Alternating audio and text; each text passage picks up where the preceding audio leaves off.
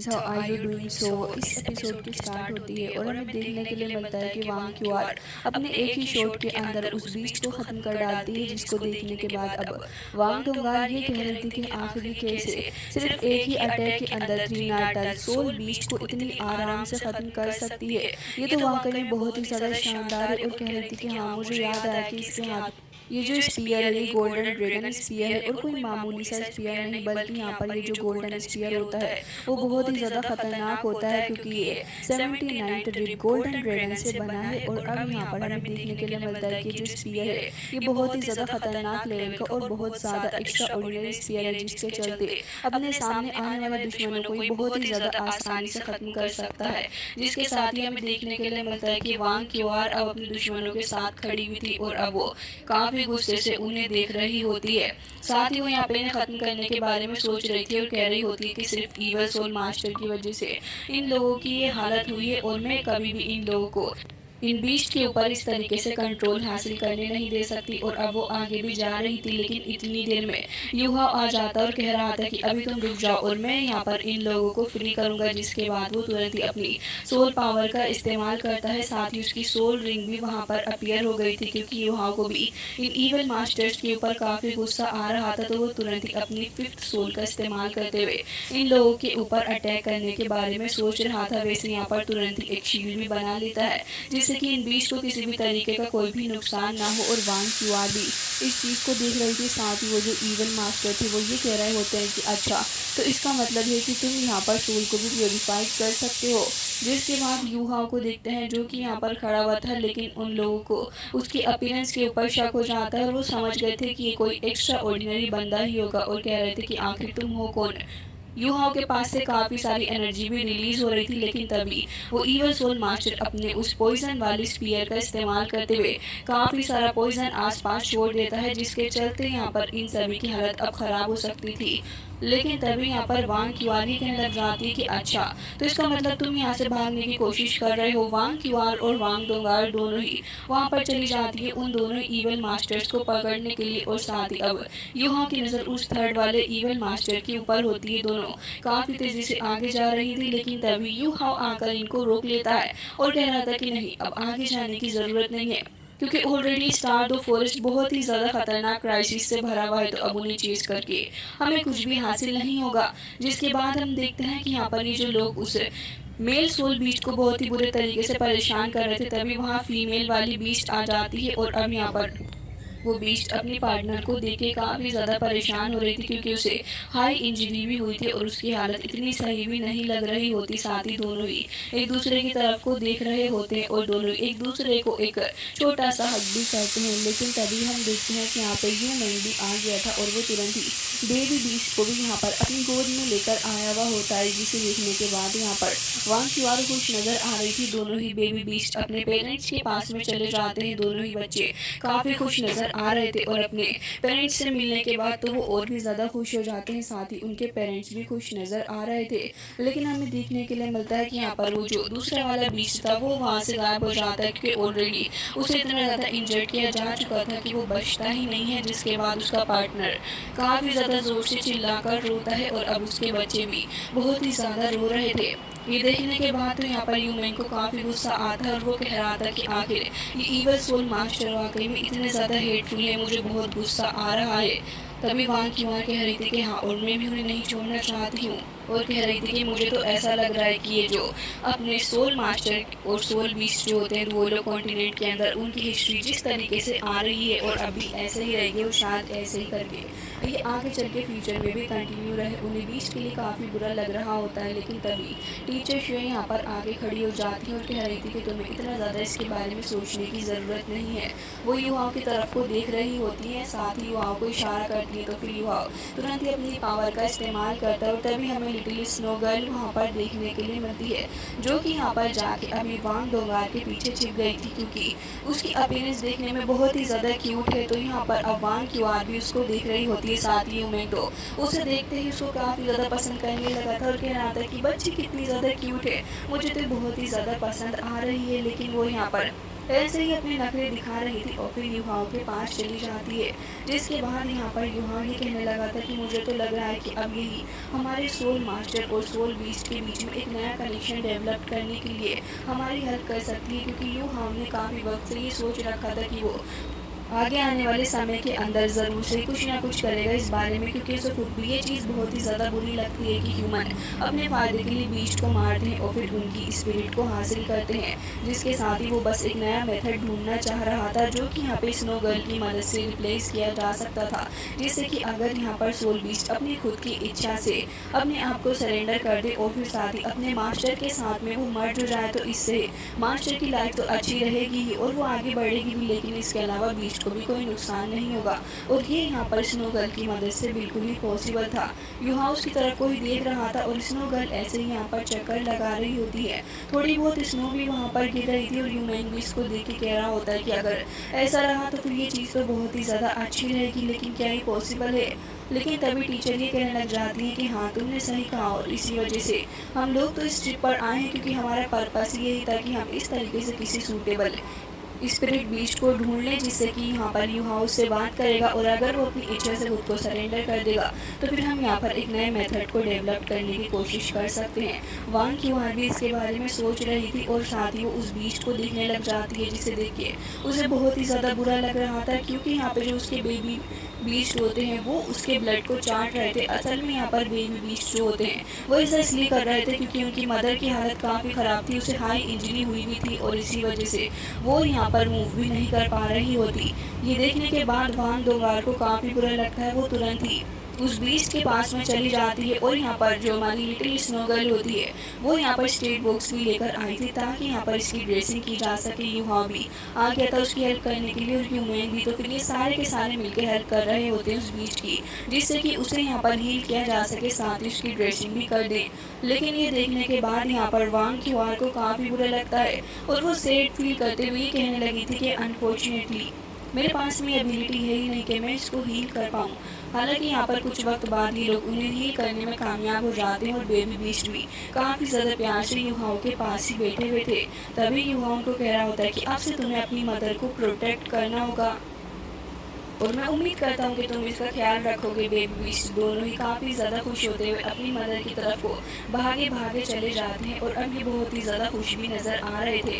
साथ ही लोग तुरंत ही अपने केव के अंदर चले जाते हैं और अब युहा यहीं पे खड़ा हुआ था। ये सारे ही लोग बीस्ट को जाते हुए देखते हैं और अभी अपनी जर्नी को आगे करते हैं, जिसके साथ ही अब टीचर ये कह रही होती है कि आगे का जो एरिया है वो मुझे लग रहा है कि अभी थोड़ा और गहरा होता जा रहा है, तो फिर इस जगह के जो कोर एरिया है उसके क्लोज जाते ही हमें कुछ और बीच का सामना करना पड़ेगा और तुम सभी को थोड़ा और गहरा होता जा रहा है, तो फिर इस जगह के जो कोर एरिया है उसके क्लोज जाते ही हमें कुछ और बीच का सामना करना पड़ेगा और तुम सभी को केयरफुल रहना होगा। जैसे ही ये लोग आगे बढ़ रहे थे तभी टीचर को कुछ अनयूजुअल सा फील होता है, तो वो तुरंत ही सारे बच्चों को इशारा करती हैं वहीं रुकने के लिए।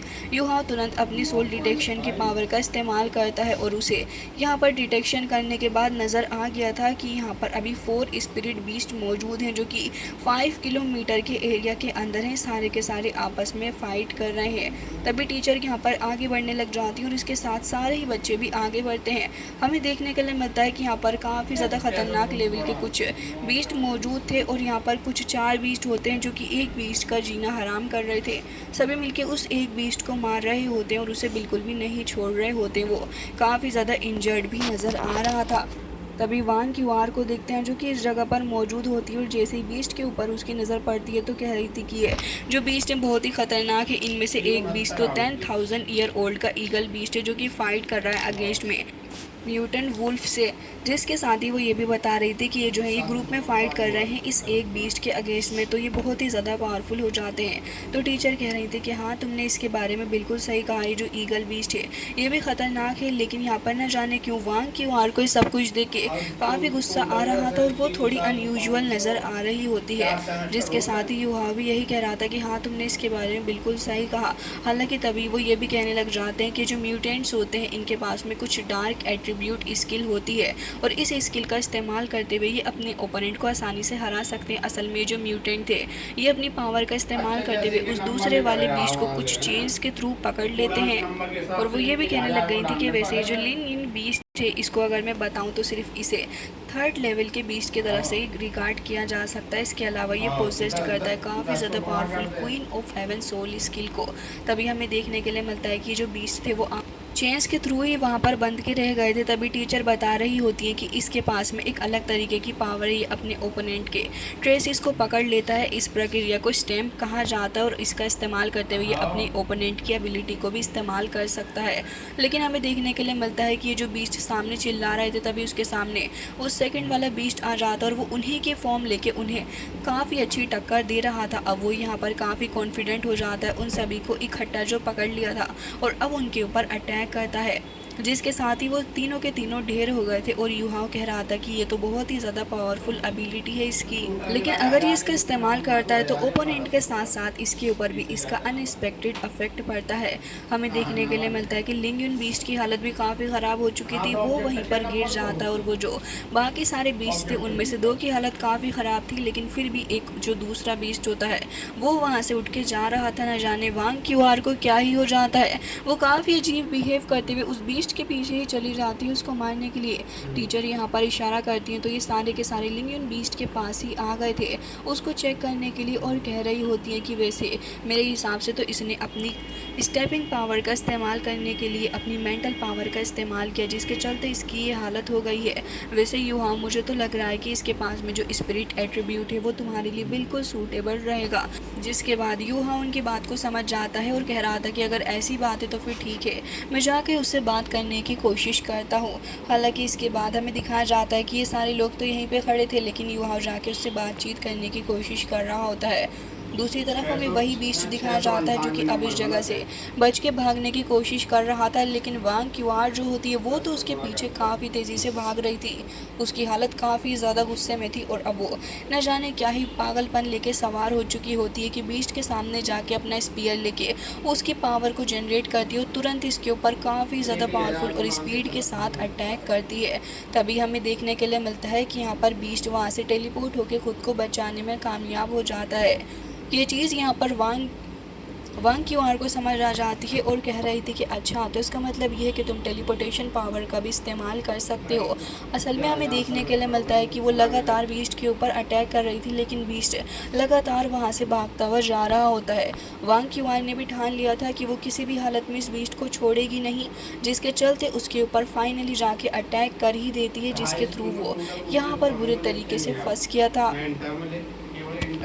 लेकिन अब उस बीस्ट को भी गुस्सा आ चुका था और वो बीस्ट भी पलट के वार कर रहा होता है वांग क्यूआर के ऊपर, लेकिन वांग क्यूआर भी काफ़ी ज़्यादा गुस्से में थी। वो लगातार अपने स्पीयर का इस्तेमाल करते हुए उसको छलनी करे जा रही होती है, लेकिन वो भी अपनी स्पिरिट फॉर्म का इस्तेमाल करते हुए वांग क्यूआर को पकड़ने की कोशिश कर रहा था। वांग क्यूआर के पास अगर उसका स्पीयर नहीं होता तो शायद से यहाँ पर ये बीस्ट उसको मारने में कामयाब भी हो जाता, लेकिन वो ऐसा करने में कामयाब नहीं हो पा रहा होता। तभी हमें देखने के लिए मिलता है कि वो अपना स्पीयर तुरंत ही ग्राउंड पे काफ़ी ज़ोर से हिट करती है, जिसके बाद काफ़ी सारी एनर्जी प्रोड्यूस हो रही थी और ये एनर्जी इतनी ज़्यादा स्ट्रॉन्ग होती है कि उस बीस्ट को तुरंत ही कैद कर लेती है और चेंज के थ्रू उसने बीस्ट को मार डाला था। साथ ही यहाँ पर जैसे ही वो अपने हाथ के थ्रू उसको वेव करती है तभी यहाँ पर एक ड्रैगन का सिंबल अपीयर होता है और चारों ही तरफ से यहाँ पर फायर भी लग पड़ी थी। इसके अलावा वो ये कह रही होती है कि द थर्ड शॉट, जैसे ही वो अपने ड्रैगन हैंड की पावर का इस्तेमाल करती है तभी यहाँ पर वो जो ड्रैगन था वो अपीयर होता और काफ़ी तेज़ी के साथ वो आगे बढ़ती है अटैक करने के लिए और इस बार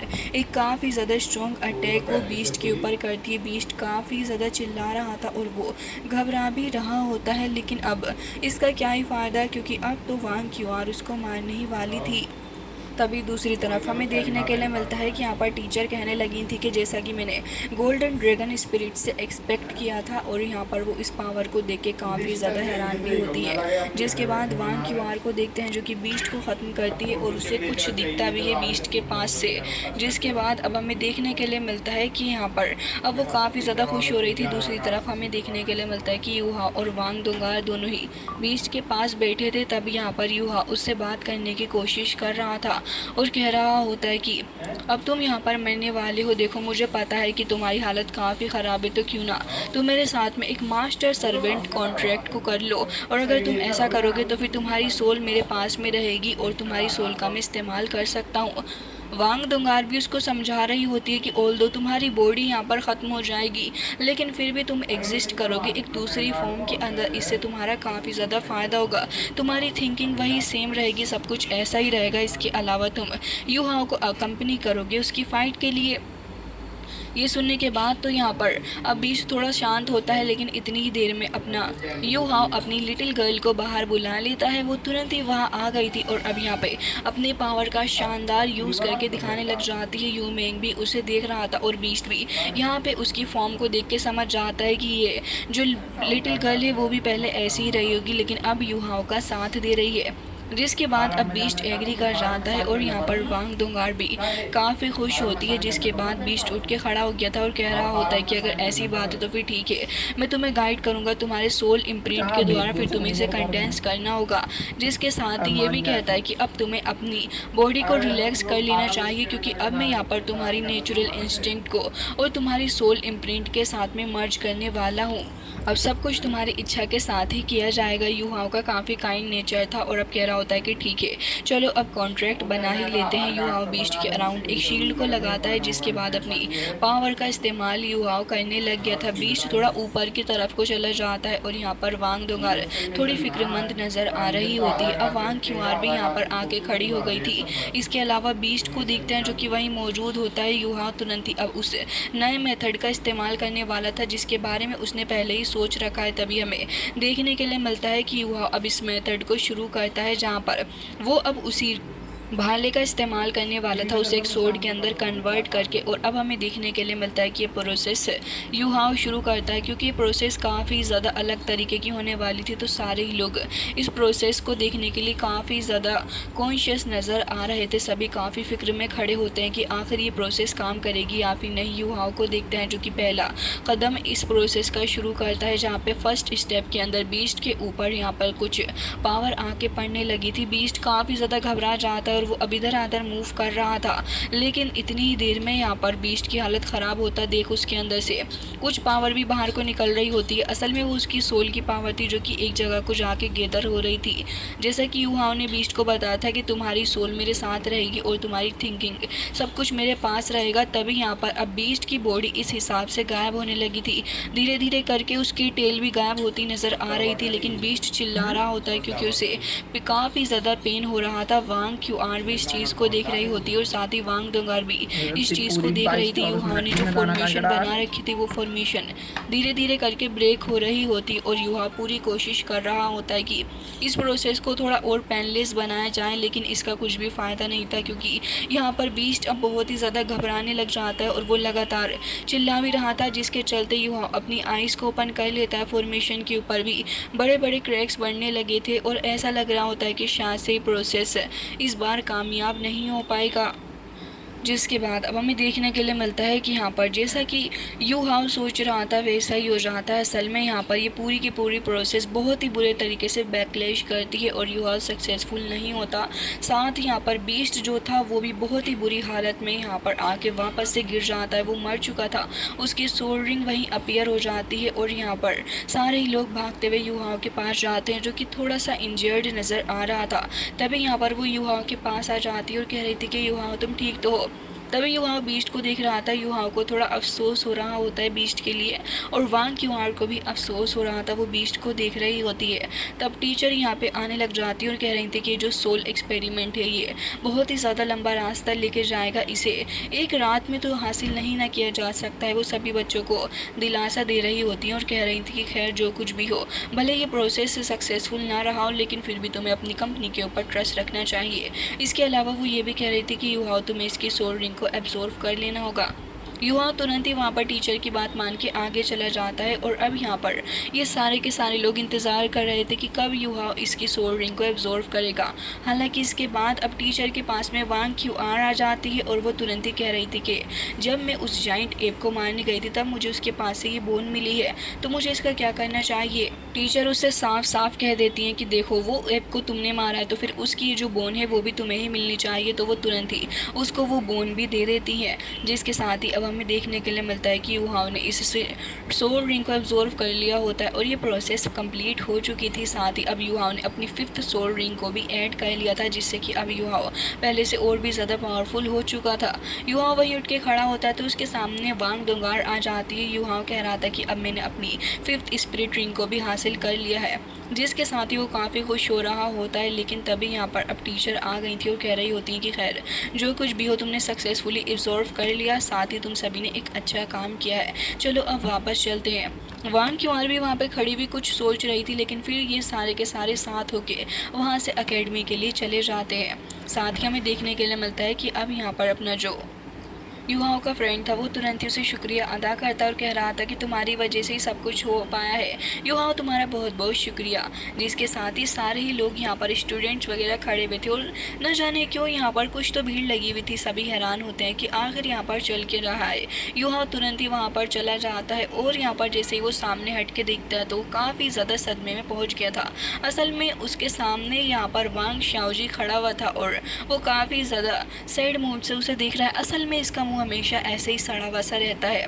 हालांकि इसके बाद टीचर शाओ भी यहाँ पर मौजूद होते हैं, जिसे देखने के बाद युहाओ काफ़ी ज़्यादा खुश होता है और अब युहा उनके पास चला गया था। तभी यहाँ पर ये सारे लोग देख रहे थे कि आखिर ये लोग हैं कौन। लेकिन तभी वांग दोंगार तो समझ जाती है कि ये दोनों कौन है, क्योंकि वो पहले भी इनको मिल चुकी है।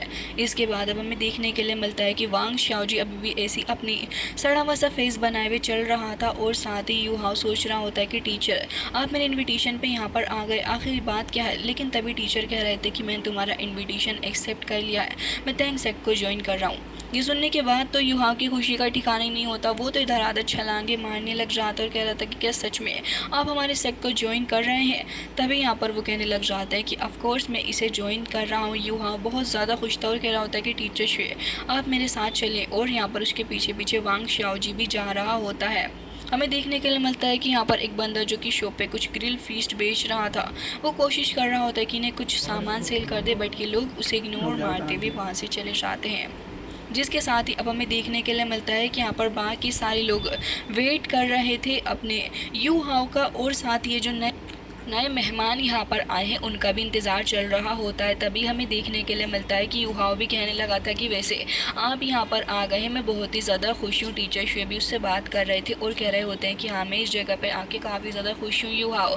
तो इन लोगों की ऐसे ही आपस में बातें चल रही होती हैं। तभी यहाँ पर अब ना युहाओ बेई से इन सभी को मिलाने लगा था और कह रहा होता है कि ये हमारे सेक्ट का सबसे ज़्यादा पावरफुल बंदा है। साथ ही उसे इंट्रोड्यूस करते हुए कह रहा था कि वैसे ही सबसे ज़्यादा टॉलेस्ट भी है। तभी वांग शाओजी आ गया जाता और कह रहा था कि मैं आपको चैलेंज करना चाहूँगा। ये सुनने के बाद वो तुरंत ही उसका इनविटेशन एक्सेप्ट कर लेता है और अब इन लोगों की फ़ाइट भी होने वाली थी। टीचर शुए यहाँ पर आगे बढ़ते हैं और बाकी सारे स्टूडेंट्स भी दोनों ही यहाँ पर एरिना में आके खड़े हो गए थे वांग शाओजी के पास में।